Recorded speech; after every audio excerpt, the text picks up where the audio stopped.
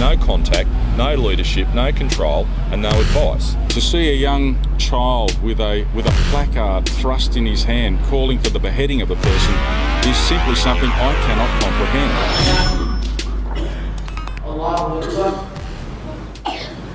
Terrorists, religion extremists. People's perception of Muslims in general has shifted over the last few years, but it's quite hard to see how we got to this point when their history and beginnings are quite the opposite. Let's take a look at how it all started. Muslims believe that Islam is a faith that has always existed and that it was gradually revealed to humanity by a number of prophets. But the final and complete revelation of the faith was made through the Prophet Muhammad in the 7th century.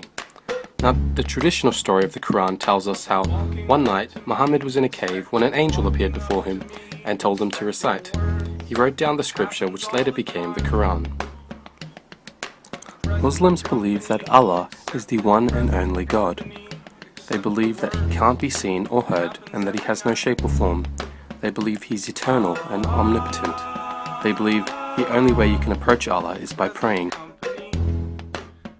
or reciting the Quran.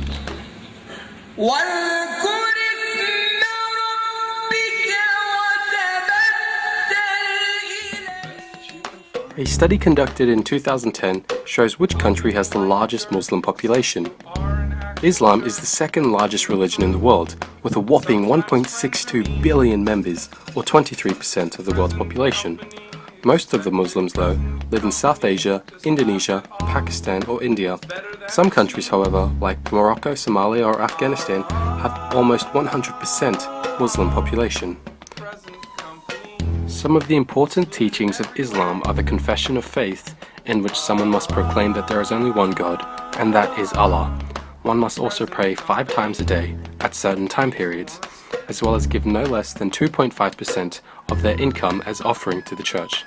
They must also fast for 1 day of the month of Ramadan, and at least once in their life, make the pilgrimage to Mecca. As it continues. Killing people and taking all their goods and murdering them, attacking them, even when they went away to practice their faith only because they believed in one God. He said, now if you're in my position, I'm in yours, what will you do? They said, oh please, you're the most merciful, you're the most thankful, you're the most honest. They were saying all these things to him so that they didn't want to be killed, right? And he said, I will say to you as Joseph said to his brothers, you're forgiven, go free. When you're sleeping, you turn in your bed? Allah would guide their turning. You should turn this much, then turn that much, then turn this much, then turn that much. This is how much Allah will guide you. Allah will guide you in your sleep. These ayat are so powerful. When young people turn to Allah, the world submits to them. The laws of nature submit to them because they submitted to Allah.